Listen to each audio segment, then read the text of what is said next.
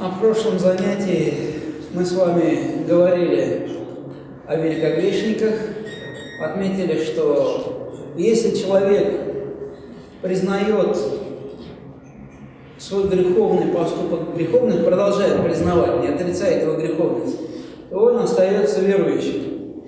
И продолжает мысль имам Тахави говорит: «Валя нунзилю ахадан минхум джаннатан валя нара». И мы ни одного из них не помещаем ни в рай, ни в ад.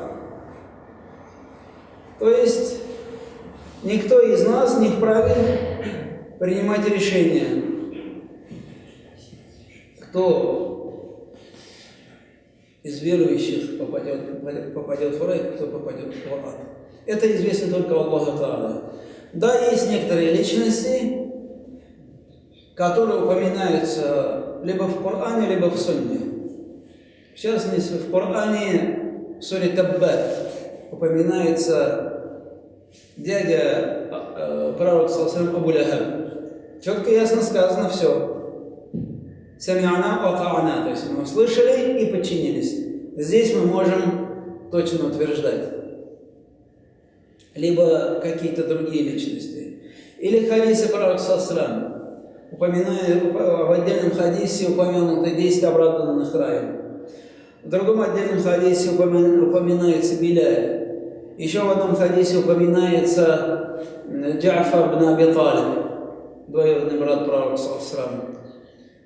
Есть отдельные хадисы про Хасана Хусейна, про жен пророка саллаллаху. Если четко и ясно сказано, здесь мы можем четко и ясно высказаться. А все остальные, помимо этого, неважно, были они современниками пророка саллаллаху, или же эти люди живут в наше время, ни один из нас не вправе выносить хукм, то есть решение, что вот ты попадешь в рай, ты попадешь в ад и так далее и тому подобное. И это один из базовых принципов нашей акиды, нашего вероубеждения.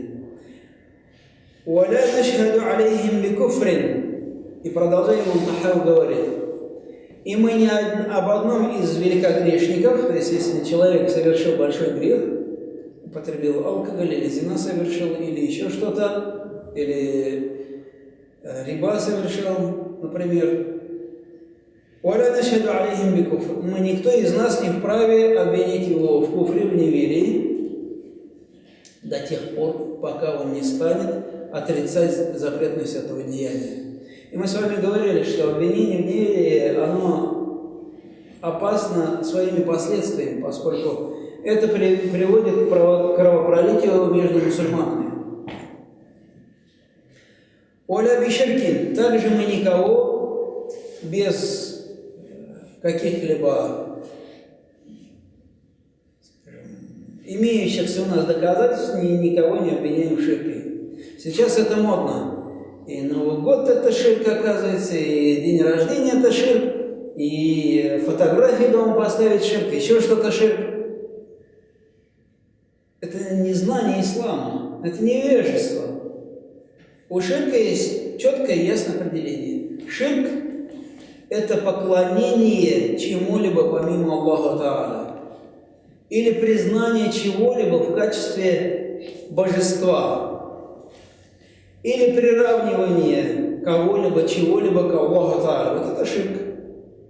Скажем, когда мы уподобляем Аллаху Та'аля кого-то или что-то, это ширк. Когда мы называем кого-то что-то божеством, это ширк. Или если мы считаем, что помимо Аллаха Та'аля есть какое-то другое божество, как в зороастризме, например, они верили, что есть два божества, да, божество добра, божество зла. Вот это ширк. А помимо этого называть ширком что-то – это полное невежество. У каждого действия есть свое определение. И у ширка оно строго узкое определение у него есть. А другие действия у него другие ахкам. И больше они связаны с фикхом, нежели с акидой. «Валя бинифак». Также мы их, великогрешников, не обвиняем в в лицемерии нифак. Сегодня это тоже модно. Есть верующие, вспоминают хадис пророка саллаллаху, где упомянуты 3 качества лицемера, когда говорит лжет, когда обещает не выполнять свое обещание и так далее и тому подобное. Ага, вот он это сделал, все, он мунафик. Тоже невежественно. Пророк саллаллаху в этом хадисе что говорит? Аятуль мунафики. Признаки. Но не говорит, что кто вот сделал 3 действия, это мунафик. Пророк саллаллаху так не говорит. И нужно правильно понимать слова пророка саллаллаху. Это признаки только лицемерия, но это еще не лицемерие. Почему? Потому что лицемерие – это не деяние, лицемерие – это убеждение. Мунафик, лицемер – это кто такой? Мунафик – это тот человек, который словами говорит, а сердцем не верит. А ты ему в сердце заглянул, ты способен заглянуть ему в сердце и проверить. Никто из нас на это не способен.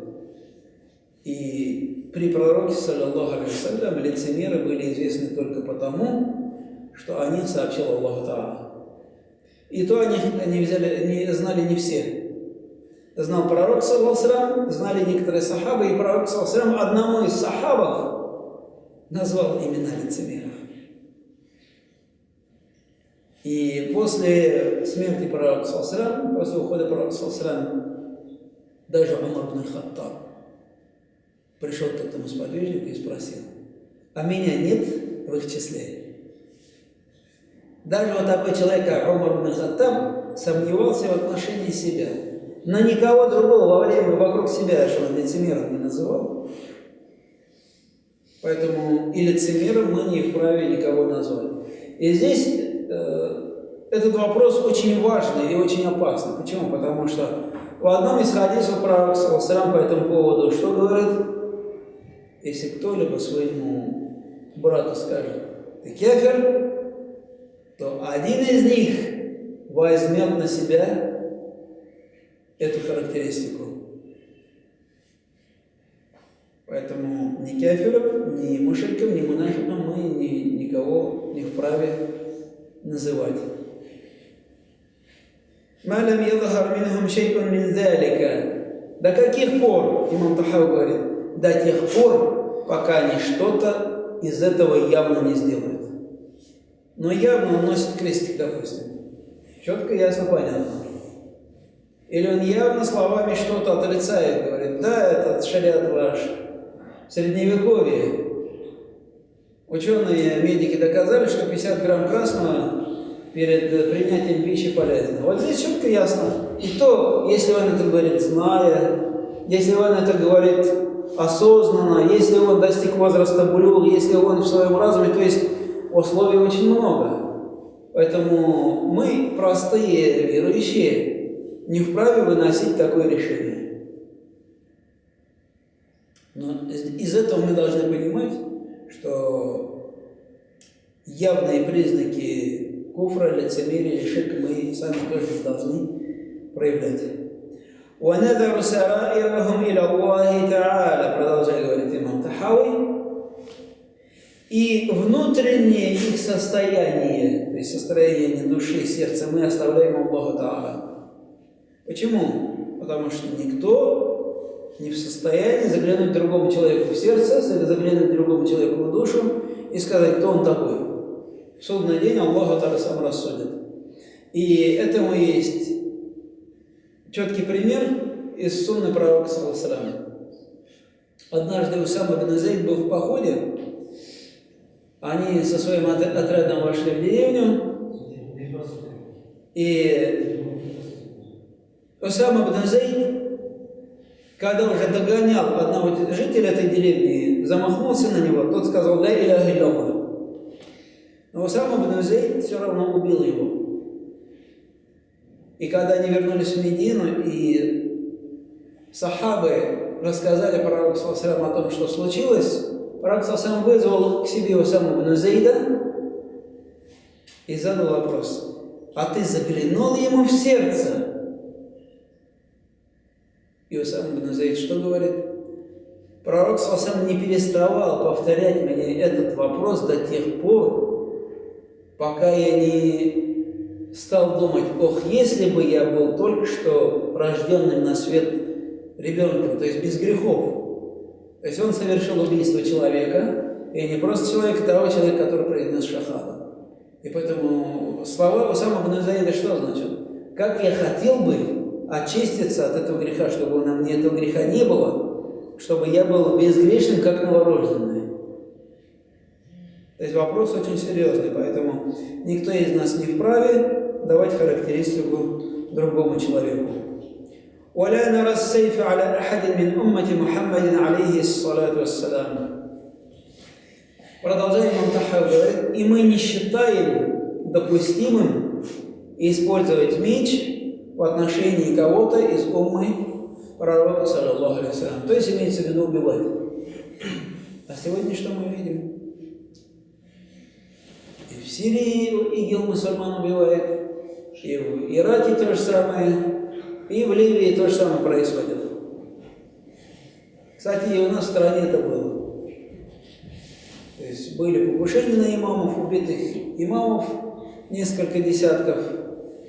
К сожалению, мы, не все, конечно, но этот вопрос недопонимаем, насколько это опасно и насколько это серьезно. Поэтому, несмотря на то, что имам Тахави написал эти строки более 1000 лет назад, они и сегодня остаются актуальными. Мы сегодня с этим живем, к сожалению. Продолжая, имам Тахави говорит: «Валя нара аль-хуруджа аля аимматина ва уляти умурина ва инджару». Имам Тахави говорит: и мы не считаем допустимым выступать против имамов, выступать против правителей,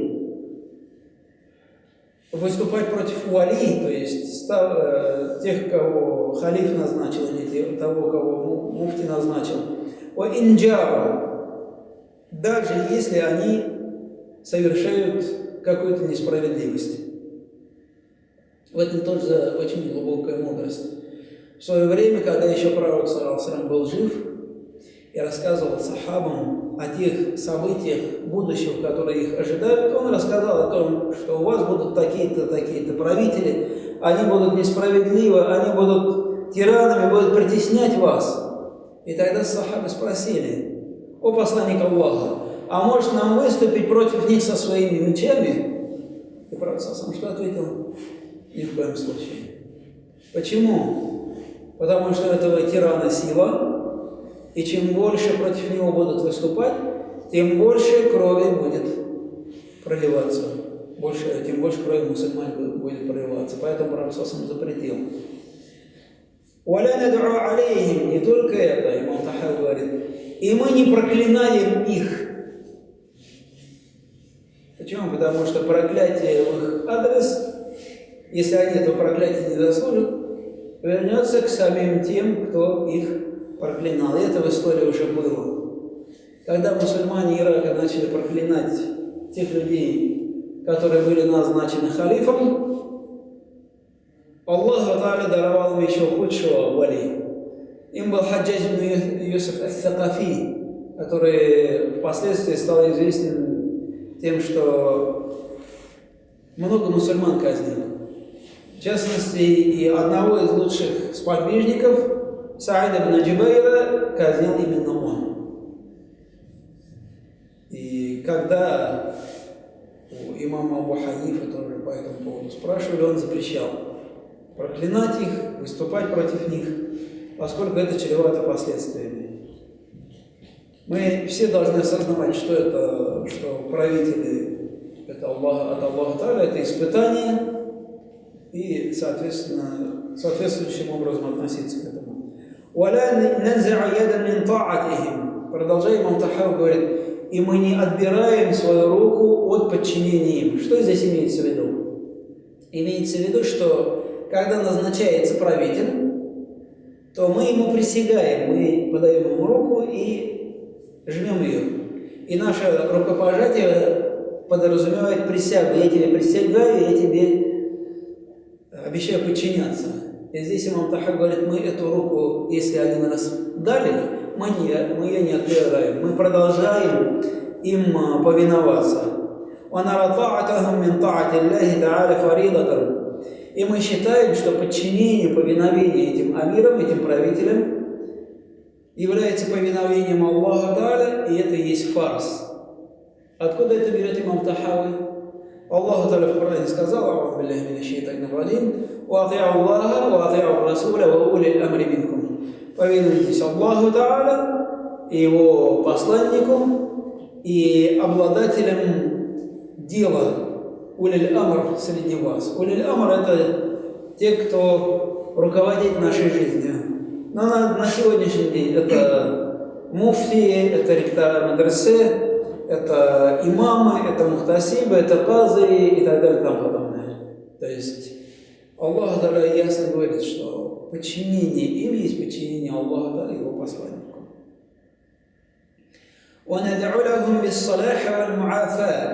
Что же делать, если Аллах Та'аля даровал нам, как нам кажется, несправедливого правителя, хотя мы не всегда можем понимать ту мудрость, которая решается там наверху. И имам Тахави дает ответ, что делать нам, верующим. Мы должны это осознать. Мы делаем за них дуа, чтобы Аллах даровал этим людям праведность и обезопасил их от ошибок. Вот что нужно делать. То есть это единственное, что мы можем делать. Продолжаем, имам Тахави говорит. И мы следуем сунне и общине. Про термин ахлю сунна валь джамаа мы говорили, и всего лишь напоминаем. Ас-сунна — это сунна пророка саллаллаху алейхи ва саллям, а джамаа — это не общая масса мусульман. Это к джамаа относятся именно те мусульмане, которые жили во время пророка саллаллаху алейхи ва саллям. Это сахабы. Потому что после них уже началось деление, начинают появляться разные секты, начинается отклонение от пути пророка, саллаллаху алейхи ва саллям. Поэтому всех мусульман джамаа считать нельзя. Имеется в виду именно сподвижники пророка, саллаллаху алейхи ва саллям. То есть та джамаа, которая была при нем. То есть мы следуем пророку, саллаллаху алейхи ва саллям, за пророком, саллаллаху алейхи ва саллям, и за его сподвижниками.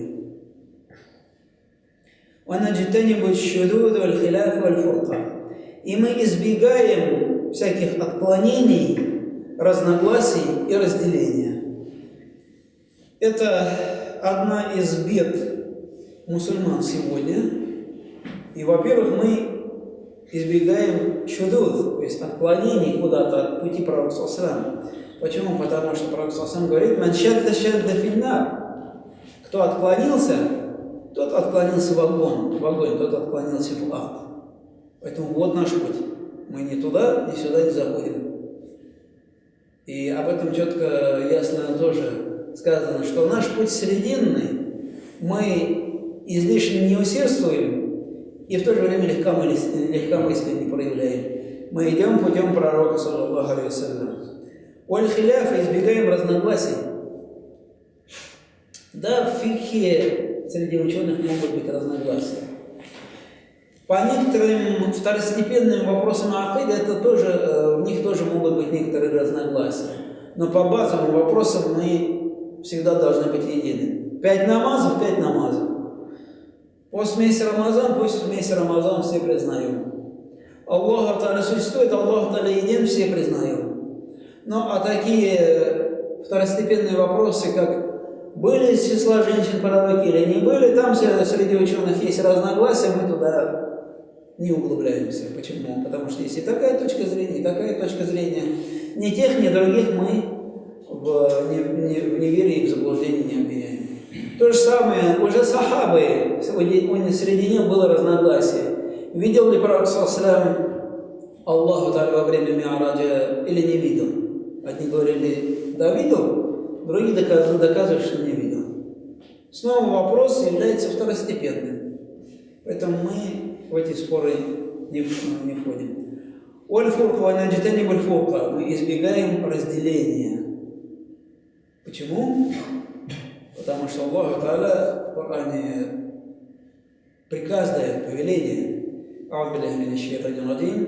واعتصموا بحبل الله جميعا ولا تفرقوا. Держитесь за ветвь Аллаха все вместе, будьте едины и не разделяйтесь.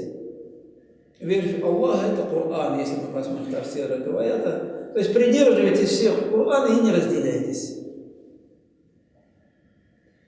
ونحب أهل العدل والأمان ونبغض أهل الجور والخيانة.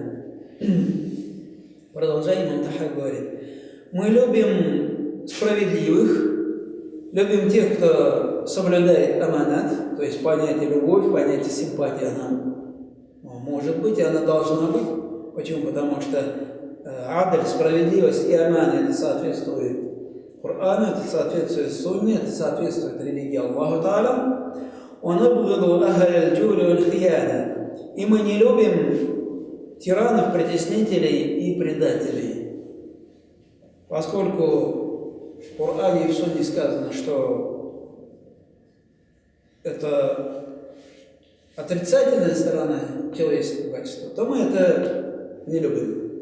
Даже мы с любовью или не любовью относимся, вернее, с нелюбовью относимся не к самим людям, а к их поступкам. Почему? Потому что, в душе мы не знаем, что у человека.